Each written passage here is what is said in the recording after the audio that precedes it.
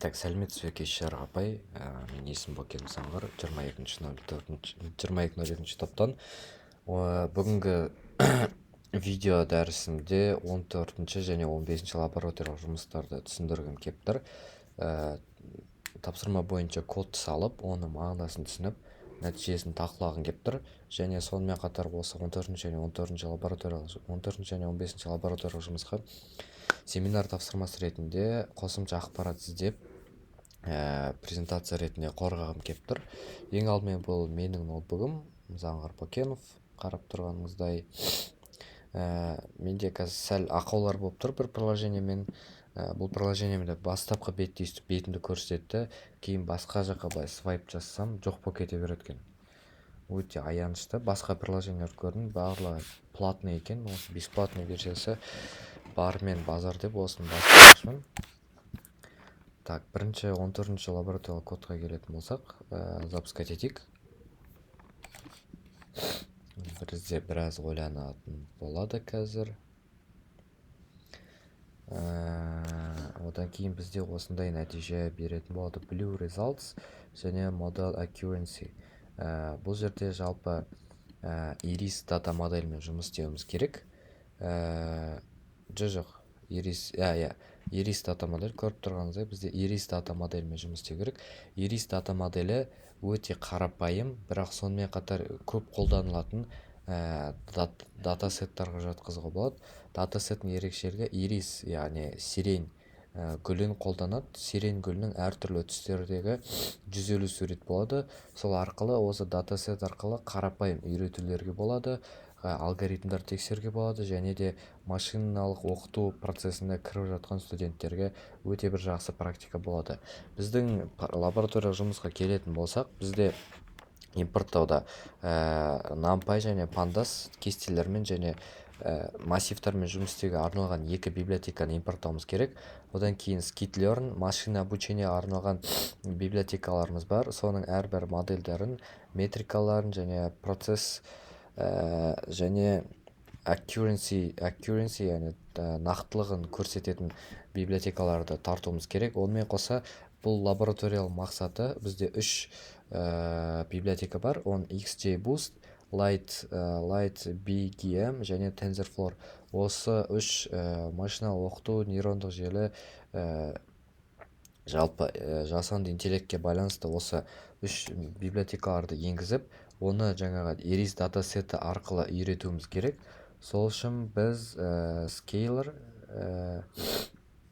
Skitlearn арқылы үйретуіміз керек. Осы 3 датасетті көріп тұрғаныңыздай, бірінші, екінші, үшінші және төртінші 4 датасет бар екен. 4 нейрондық желі, жасанды интеллекттің библиотекалары арқылы әрбірін үйретуіміз керек. Әрбірін үйрету процесі өздеріне тән ерекшеліктерге сәйкес. Мысалы, 4-шін алатын болсақ, Keras бізде бірнеше қабаттардан, біріншісі 32 юниттан, 36, 16 және 3 юниттан тұратын 3 қабат құрастырамыз. Сол арқылы үйрету процесін жасаймыз. Сол нәтижесінде бізде соңында датасет береміз. Оны біз әдемілеп кесте түрінде шығаруымыз керек. Соңында бізде нәтижесінде кестеміз шығады. Қарап тұрғаныңыздай, кестеде ең алдымен Blue Results. Blue дегеніміз жалпы тоже Python'да библиотека. Ол кестелерді осындай әдемі палкалар арқылы әдемі шығаруға, консольға шығаруға мүмкіндік береді. Сол жерде біз language pairs, яғни тілдердің парасы, яғни қазақ тілінен орыс тіліне, орыс тілінен қазақ тіліне, бар екен, орыс тілінен қазақ тіліне, қазақ тілінен орыс тілдегі аударған параларды беруіміз керек. Одан кейін сол жерде ол внимание қай жаққа бөлінеді, scaled, яғни внимание бөлінген бе, бөлінбеген бе. Одан кейін layers, бізде неше қабат қолданылған, әрбір қабат 2 қабаттан units. Одан кейін ол жерде неше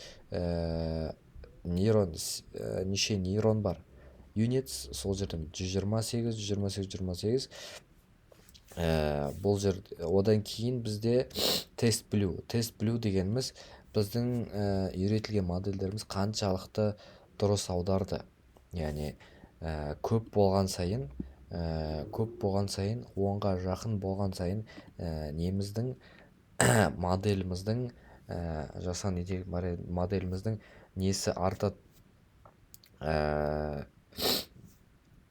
оның нақтылығы көп деген мағынаны білдіреді. Екінші кестемізде модельдің accuracy дегеніміз модельдің нақтылығын, модельдің аты жазылған. Біріншісі XG Boost, оның нақтылығы 93%. Одан кейін Light GBM, оның 87% шамамен алғанда. Neural-Net, оныкі 86-да немесе 87-де алсақ болады. Ensemble тоже осы, яғни қысқаша айтқанда бұл модельді біз датасет арқылы, Iris датасет арқылы өте кең таралған модельдерді үйретуіміз қажет, және сол модельдер арқылы қазақ және орыс тіліне аударылған мәтіннің қаншалықты нақтылық тексеруіміз қажет. Сол арқылы мысалы процестерге қарайтын болсақ, үйрету процестері жүрген болатын. Жалпы моделімізді, искусственный интеллектімізді, библиотекамызды дайындаған болатынбыз.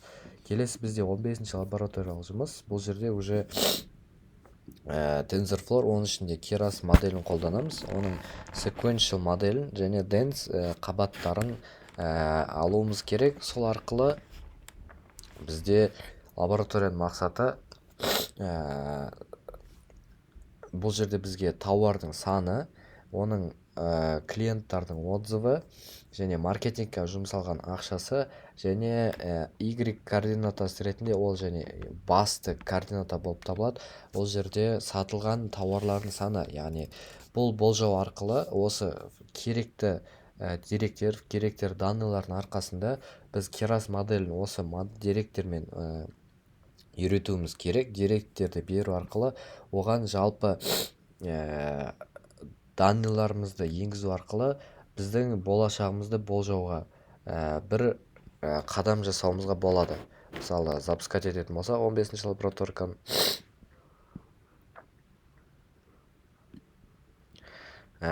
бізде эпохалар жүре бастайды. Эпохалар біткеннен кейін кестенің ең басына келетін болсақ, бұл жерде маркетинг, яғни номері, маркетинг spend, маркетингке неше ақша жұмсалды, продукт прайс қанша теңге тұрады, және customer feedback, ол клиенттардың отзывы 5-тік шкала бойынша, мысалы 4, 3, 5 болуы мүмкін, және олардың сатылымы. Бірақ сатылымдарына қарайтын болсақ, отзывы ең жақсы тауар ең көп сатылған болады. Бірақ егер 4 болса да, ол 3 қойылған товардан көп салмайды. Яғни бәрібір де отзыв әсер етеді, бірақ қатты әсер етіп те айтсақ қате болады.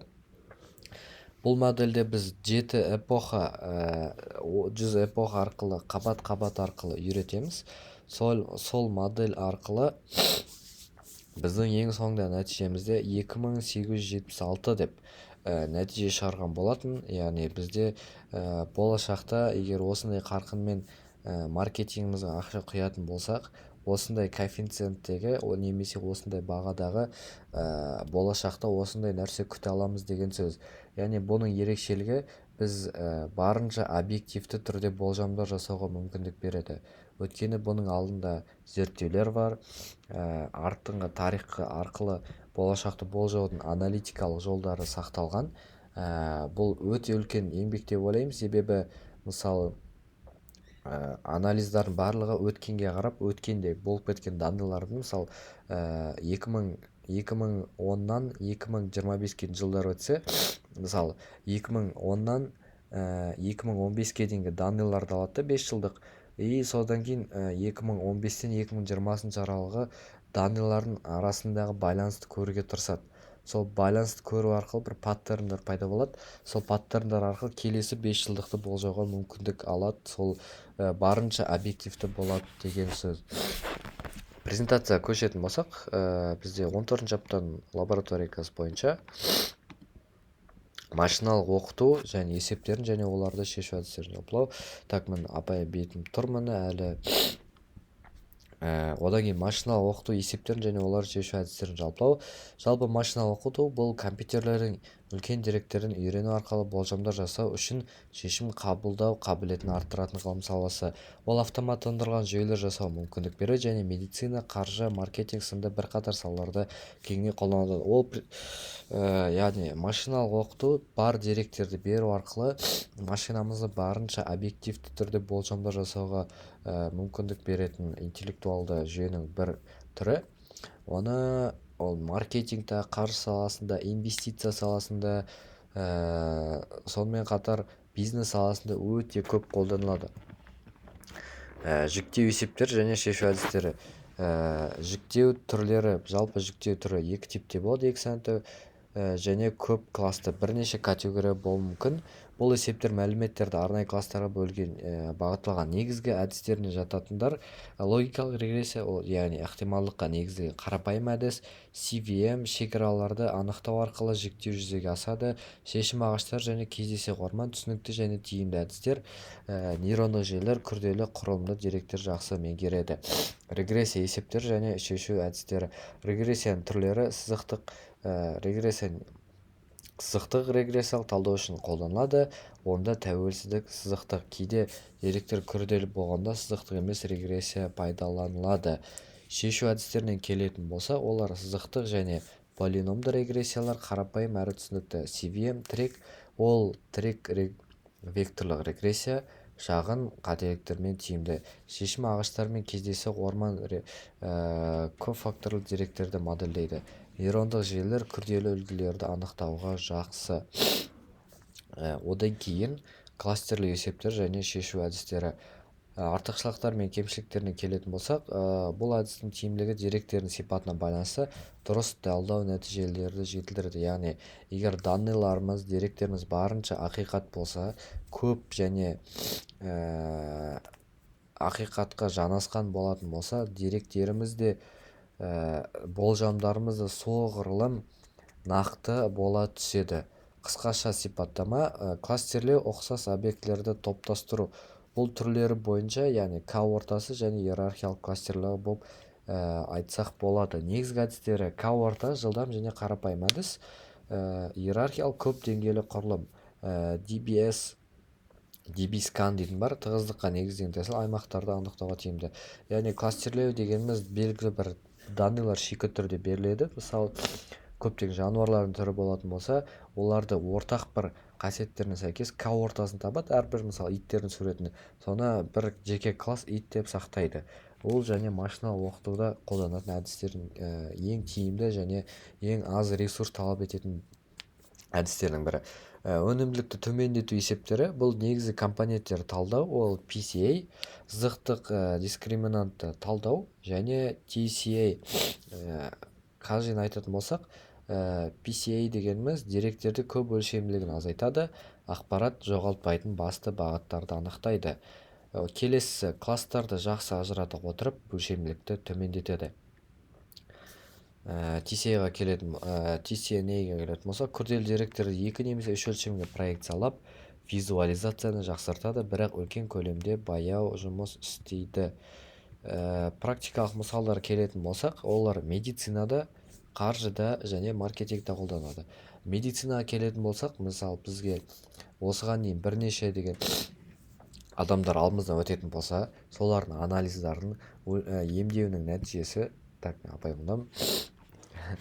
емдеу нәтижелері, олардың флюраға, мысалы, рентгенге түскен суреттері сақталынады және дәрігердің қойған диагнозы жанымен бірге жүретін болады. Осы данныйларды алып, олар біздің модельдерді үйретуге мүмкіндік болады. Сол мүмкіндік арқылы болашақта бір, мысалы, суретке түсетініміз болсаңыз, ол уже дәрігерсіз-ақ, Сейчас 21 часов. Дәрігерге қосалқы не береді? Күш береді. Мысалы, ол келе жатқан рак, өрбіп жатқан рак ауруларын алдын ала айта алады. Қаржы саласында, инвестиция саласында, нарықты болжауға сынды болжамдар жасауға болады. Және маркетингте, яғни сауда саласында бизнесіміздің тауары қаншалықты өнімді, осы рекламамыздың қаншалықты тауарымызды алға жылжытатынын болжауға болады. Қорытындылай келсек болады, олар негізгі есеп түрлері ол жіктеу, регрессия, кластерлеу және өлшемдік төмендету. Әдістердің артықшылықтарына келетін болсақ, әр әдістің өзінің ерекшелігі мен қолдану саласы бар. Шешім қабылдағанда бұл факторларды ескеру маңызды, яғни шешім қабылдауда объективті болуға тырыссақ, осы машиналық оқытуды қолданған жөн. Болашақ бағыттар бұл терең оқытылған модельдер кейін болашақты болжауға, келе жатқан медициналық болсын, қаржылық болсын, кризистардың алдын алуға өте жақсы көмектеседі.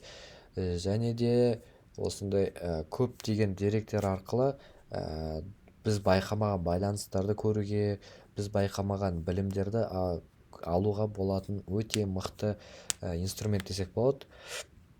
Жалпы бұл 14-ші лабораторный қайтыс айтылған болатын. Ал 15-ші лабораторияға келетін болсақ, так, запускать етейік. Бұл жерде уже ұйымның бизнес аналитикасы жүйесіндегі нейрондық желілер. Яғни біз жаңа 15-ші лабораторныйда сауда және маркетинг талқылаған болатынбыз. Сол ұйымның бизнес аналитикасында нейрондық желілер қалай қолданылады, соны талқылайтын боламыз. Нейрондық желілердің негізгі ұғымдарына нейрон, яғни қабаттар және байланыстар жатады. Нейрон дегеніміз ол ақпаратты өңдейтін негізгі бірлік. Ол қабаттарға топталған және әр қабаттар арасында байланыстар мен салмақтар бар. Бұл байланыстар нейрондық желінің үйрену қабілетін анықтайды. Одан кейін бізде негізгі термин оқыту алгоритмдері, кері тарату әдісі, яғни ең көп қолданылатын оқыту алгоритмі. Ол қателерді анықтап, салмақтарды реттей отырып желіні үйретеді. Одан кейін активтендіру функциялары, ол релу, сигмоид, танх сынды функциялар нейрондардың белсенділігін басқару үшін қызмет етеді. Бұл желінің күрделі үлгілерін меңгеруіне көмектеседі. Нейрондық желілердің бизнес аналитикасында қолданылуы, яғни нейрондық желілер осы үш саласын айтып кеткен болады. Ол болжауда, кластерлеуде және аномалияларды анықтауда қолданылады. Нейрондық желілер сатылым, сұраныс және нарықтық трендтерді дәл болжау мақсатында пайдаланылады. Яғни болжау болашақ трендтерді алдын алуға, оларды алдын ала көріп, соған сай тауарларымызды соған сай бағыттауымызды көмектеседі. Бұл біздің саудамызға тікелей әсер етеді. Одан кластерлеу, яғни кластерлеу клиенттерді олардың қызығушылықтарына, олардың талаптарына сала бөліп, стратегия құрастыруға мүмкіндік пайда болады. Және аномалияларды анықтау, яғни белгілі бір саламызда қанша тырыссақ та, кейбір аномалиялар болады. Көп маркетинг ақша жұмсасақ та, оған көп бізге көп сатылым әкелмеуі мүмкін. Сол аномалиялардың алдын көруге жақсы мүмкіндік береді осы нейрондық желілер. Нақты мысалға айта алатын болсақ, ол сатылымды болжау. Тарихи деректер негізінде, яғни алдыңғы деректерді ала отырып, қазір болашағымызды болжауға мүмкіндігіміз бар. Екіншісі ол маусымдық өзгерістер, яғни әр сезонда, қыста, жазда, күзде талаптар, сұраныстар әртүрлі. Сол сұраныстарды алдын ала көріп, соған сай бейімделуімізге болады. Архитектура және оқыту, ол нейрондық желінің құрылымы мен оқыту процесі сатылым моделінің дәлдігіне тікелей әсер етеді. Клиенттерді сегменттеуде қолданылады, яғни сегменттерді анықтау, ұқсас сипаттарына бар клиенттер тобына бөлу, мінез-құлық талдауы, яғни клиенттердің сатып алу паттерндері мен қызығушылықтарын зерттеу жатады. Маркетингті оңтайландыру, әр топқа бағытталған тиімді стратегиялар әзірлеу арқылы табысты арттыру. Ұйымда нейрондық желілерде негізделген жүйе құру қадамдары. Біріншісі, деректерді жинау және өңдеу керек, модель таңдау және оқыту керек, және интеграция және тесттеу керек.